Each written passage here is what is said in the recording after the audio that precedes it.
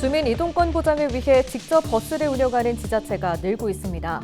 고창에서도 버스 공영제가 필요하다는 목소리가 나왔습니다. 지난 5일 밤 임실군 오수면의 한 국도에서 SUV 차량이 역주에게 마주오던 승용차와 부딪혀 3명이 다쳤습니다. 사고를 낸 60대는 음주 측정 요구를 거부한 것으로 전해졌습니다. 송전선로 건설 계획과 관련해 이학수 정읍시장이 주민 의견 수렴과 대안을 요구하는 공식 입장을 밝혔습니다. 시 차원의 적극적인 대응을 주문하는 목소리와 함께 배경에도 관심이 모아지고 있습니다. 전북 지역의 지난 겨울 기후는 기온 변동이 상당히 컸던 것으로 나타났습니다. 눈이 내린 일수도 34.01로 관측 이래 2위를 기록했습니다.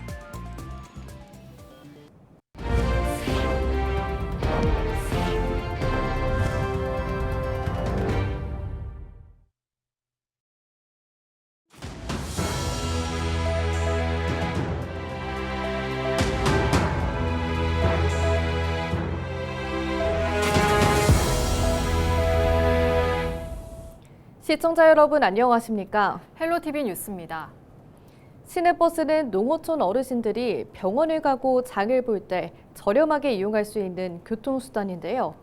주민 이동권 보장을 위해 직접 버스를 운영하는 지자체가 늘고 있는 가운데 고창에서도 버스 공영제가 필요하다는 목소리가 나왔습니다. 이나라 기자입니다. 살을 애는 추위 속에 어르신들이 버스를 기다리고 있습니다. 배차 간격이 1시간가량 떨어져 있어 기다림은 일상이 됐습니다. 진짜 암만 인구가 없긴 없어도 그래도 남아있는 사람들은 어쨌든 사용인데 불편하면 안 되잖아요. 노선이 잘 돼갖고 차가 자주 있다든가 그러면 좋겠어요. 노선을 늘리기 위해선 차량을 추가 구매해야 하는데 지금 노선도 지자체 지원을 받아 간신히 운영하는 상황. 고창 농어촌 버스는 적자나 벽지 노선으로 이루어져 매년 40억 원이 넘는 지원금이 투입됩니다. 운행을 하면은 종전에 비해서 손님들이 없어요. 거의 없어. 장날 아니면 손님이 없어요. 젊은 사람들이 힘든 일을 안 하려고 그래. 그래서 이렇게 모집 공고를 붙여도 잘 안 와요. 운송회사의 경영난과 교통 서비스 질이 떨어지면서 전북 완주나 강원 정선 등은 버스 공영제를 도입했습니다. 특히 정선구는 버스 이용객이 2배 넘게 증가해 지역 내 소비가 연간 56억 원 가까이 늘었다고 분석했습니다. 하지만 심덥석 고창군수는 지난 2022년 고창군의회에서 나온 버스 공영화에 대한 질문에 공약을 철회하고 싶을 정도로 심각한 문제가 도사리고 있다라고 답했습니다. 타당성 조사 결과 초기 비용이 100억 원이 넘게 들어가는 등 경제성이 매우 낮다는 겁니다. 또 버스 회사 재산이 다른 지역까지 묶여 있어 매입도 어렵다는 것. 이런 가운데 고창군이 주민 설문조사를 진행한 결과 76%가 버스 공영제를 찬성했습니다. 고창군 의원은 지방소멸대응기금이나 고향사랑지정기부제 등을 활용한 공영화 추진을 제안했습니다. 계속 지원금 이렇게 지원이 되는데 개선되는 것이 없어요. 그래서 더 버스 노선 더 축소되고 어르신 더 불편하고 그래서 군에서 직접 인수해서 하는 것이 낫겠다. 초기 비용만 들어가지 운영비는 실질적으로 다 지금 대전과 똑같거든요.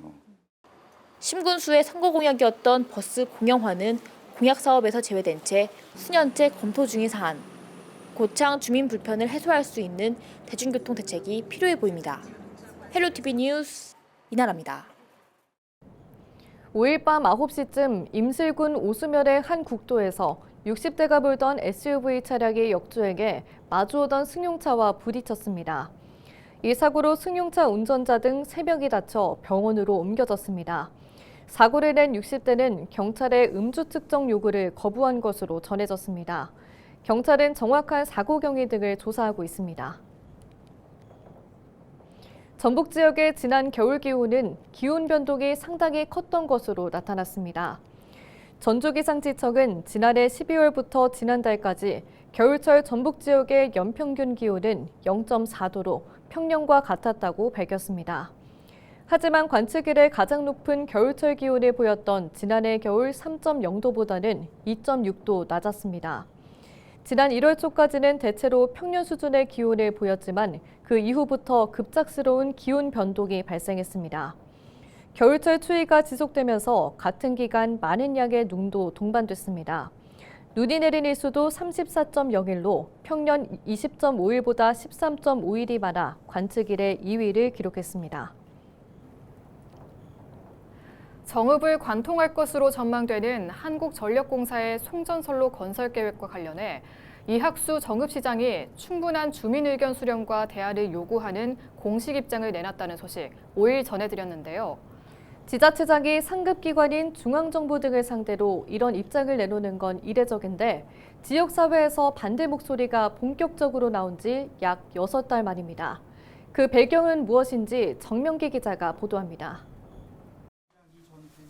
나란히 기자회견에 나선 이학수 정읍시장과 박일 시의회 의장, 한전의 송전선로 건설 계획에 대한 정읍시 공식 입장과 대응 방향을 설명합니다. 송전선로에 대한 검토를 요구하며 주민 참여가 보장되지 않은 상태에서 사업이 강행되어서는 안 된다는 입장을 분명히 밝힙니다. 이어서 마이크를 넘겨받은 박 의장. 두 기관장은 수도권에 전기를 보내기 위해 지방이 희생당해선 안 된다는 데도 뜻을 같이 했습니다. 정부의 지역 균형 발전을 위한 대규모 전력이 필요한 시설의 지방 이전 촉구를 건의하겠습니다. 그런데 이때 송전선로 건설에 반대하는 손팻말을 든 한 시민이 불쑥 나타납니다. 시민 이걸 나서 그럼 진즉 나섰어야 할 거 아니야? 진즉 다 나섰어요. 기자회견 도중 난입한 시민은 지역구 윤준병 국회의원과 이 시장 등의 대응에 대한 아쉬움을 제기했습니다. 이제 지중할 얘기잖아. 다 아는 사람. 진작부터 다 얘기했어요. 앞서 지역사회에서는 정읍시 차원의 적극적인 대응을 주문하는 목소리도 있었습니다. 정읍시는 지역 주민의 의견이 사업에 충분히 반영될 수 있도록 세심한 배려와 적극적인 소통으로 정읍시는 시민을 대표하여 한전과 삼정부의 반대 의견 표명하라. 이번 입장 발표의 배경을 묻는 취재진 질문에 이 시장은 정읍시 요구사항을 계속 한전 측에 전달했지만 받아들여지지 않았다는 취지로 답변했습니다. 예전에 제가 도를 통해서 또 직접 한전에게 이 얘기했던 게 왜 수도권의 기업들을 위해서 우리가 정읍시가 시민들의 삶의 질을 헤쳐가면서 피해를 봐야 되냐. 그거를 정읍을 꼭 통과해야 되면 지중화를 하든가 그렇지 않으면 바닷가를 통해서 서해안으로 들어가도 되는 방향도 있는데 굳이 왜 5개 선로가 우리 정읍을 통과해야 되냐. 이건 안 된다. 송전선로 건설을 위한 주민 건강권과 재산권 피해 등에 대한 우려를 표하고 대안도 요구했다는 겁니다. 정말 전력이 그렇게 필요하면 기업이 지방으로 내려라. 그러면 사용 금액도 다운되고 우리 지역의 균형 발전을 이루기 위해서 일자리도 창출될 텐데 그렇게 좀 해줘라. 벼가 자랄 때 고압 선로 밑에 한번 가봐라. 어떤 현상이 일어나는지. 그리고 그거를 피해가 없다고만 주장할 게 아니고 과학적인 대안을 내놔라. 저는 그렇게 요구를 했었고요. 한전은 장성에서 정읍, 정읍에서 충남 계룡을 잇는 345kV 규모의 송전선로 건설 사업을 추진 중입니다. 하지만 주민 대표 자격 문제와 같은 절차상 하자를 이유로 입지 선정 효력을 정지해달라는 주민 요구를 최근 법원이 받아들이면서 사업에 제동이 걸린 상황. 정읍시와 시의회는 우선 송전선로 대안 마련을 촉구하는 건의안을 국회와 정부에 보내기로 했습니다. 헬로티비 뉴스 정명기입니다. 여성단체들이 교제폭력에 시달리다가 남자친구를 살해한 피고인에게 정당방위를 적용해야 한다고 주장했습니다. 전국 34개 여성단체로 구성된 군산 교제폭력 정당방위 사건 공동대책위원회는 6일 전주지법 앞에서 기자회견을 갖고 이같이 밝혔습니다. 공대위는 피해자는 23번이나 경찰 신고를 했는데도 어떠한 보호 조치도 받지 못하고 살기 위해 불을 지를 수밖에 없었다고 주장했습니다. 이 사건의 피고인인 43살 여성 A씨는 지난해 5월 군산시 한 주택에 불을 질러 잠든 남자친구 B씨를 살해한 혐의로 1심에서 징역 12년을 선고받았습니다. 호송 도중 여성 피의자를 성추행한 혐의로 기소된 남성 경찰관이 첫 재판에서 혐의를 부인했습니다. 전주지법은 6일 강제추행과 독직 가혹행위 혐의로 기소된 전주 완산경찰서 소속 A 경위에 대한 첫 공판을 열었습니다. A 경위의 변호인은 공소 사실을 모두 부인한다며 검찰이 제시한 증거에 대한 입장은 차후 의견서를 통해 제출하겠다고 말했습니다. 재판부는 증거 관계에 대한 정리가 필요하다는 변호인 의견을 수용해 다음 달 10일 다시 재판을 열기로 했습니다. A 경위는 지난해 11월 8일 여성 피의자 B씨를 검찰 구치감으로 호송하면서 신체 일부를 만지는 등 추행한 혐의로 기소됐습니다. 제1회 전국동시 새마을금고 이사장 선거 결과 전북 지역에서는 38곳에서 현직 이사장이 당선됐습니다. 지난 5일 도내 선거인 66,021명 중 2705명이 투표에 참여해 투표율은 31.4%를 기록했습니다. 투표를 실시한 금고는 전체 51곳 중 17곳이었습니다. 정읍 감곡 새마을금고와 익산 북부 새마을금고는 각각 3명이 후보로 등록해 가장 높은 경쟁률을 보였습니다. 정읍 태인 새마을금고 등 34곳은 후보가 1명만 등록해 투표 없이 당선자를 확정했습니다. 교육공무직 노동자들이 교육청 소속 직원들과 출산과 육아지원 정책에서 차별받고 있다며 개선을 호소했습니다. 전국교육공무직본부 전북지부는 6일 전북교육청에서 기자회견을 가졌습니다. 이들은 교직원들과 달리 교무실무사 등 공무직 직원은 육아시간과 출산휴가 등에서 평등한 돌봄권을 보장받지 못한다고 주장했습니다. 또 세종과 광주 등 전국 10개 시도교육청에서는 일일 2시간의 육아시간을 교직원과 같은 수준으로 보장하고 있다며 전북교육감의 결단을 촉구했습니다. 고창과 군산 교권보호위원회에 교사가 단 1명도 참여하고 있지 않은 것으로 드러났습니다. 전국 교직원 노동조합 전북지부는 교육활동 침해 피해자는 대부분 교사이지만 도내 교권보호위원회의 교사위원은 9.8%뿐이라고 밝혔습니다. 그러면서 전북도 교육청에 지역 교권보호위원회 구성 적정 비율을 권고하는 등 대책을 마련할 것을 촉구했습니다.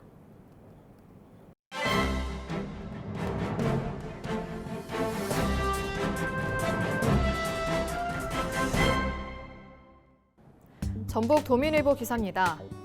조기 대선과 차기 지방선거를 앞두고 본격적인 룰의 전쟁이 시작됐다고 합니다. 더불어민주당 등 범야권은 완전 국민경선 제안을 두고 물밑 싸움이 점차 거칠어지고 있으며 전북에서는 민주당 지방선거 공천을 둘러싼 유언비어와 전쟁이 시작됐다는데요. 특히 지역 정치권 일부 인사들은 민주당 지선 공천과 관련해 당헌, 당규와 전혀 다른 공천 규정을 퍼뜨리고 있어 벌써 선거판을 혼탁하게 만들고 있다고 합니다. 이들은 지선 공천 방식과 관련해 사실무근의 당헌, 당규 개정과 이재명 대표의 이름을 교묘히 팔아 차기 지선의 공천권을 마치 중앙당이 주도하고 있는 것처럼 여론을 호도하고 있다는데요. 민주당 관계자는 당헌 개정으로 각 시도당의 공천 권한이 더욱 강화됐는데도 일부 인사들이 중앙당에서 지선 공천 권한을 갖고 있는 것처럼 소문을 내고 있다며 자칫 민주당 공천을 받으려면 중앙 실세에 줄을 서야 한다는 오해를 받을 수 있다고 경고했다고 합니다. 실제 이재명 대표 체제 출범 후 민주당은 당헌 개정을 통해 전북도당의 공천 권한을 대폭 강화하고 있으며 중앙당의 역할은 사실상 전무한 상태라고 신문은 전했습니다. 지금까지 신문 브리핑이었습니다.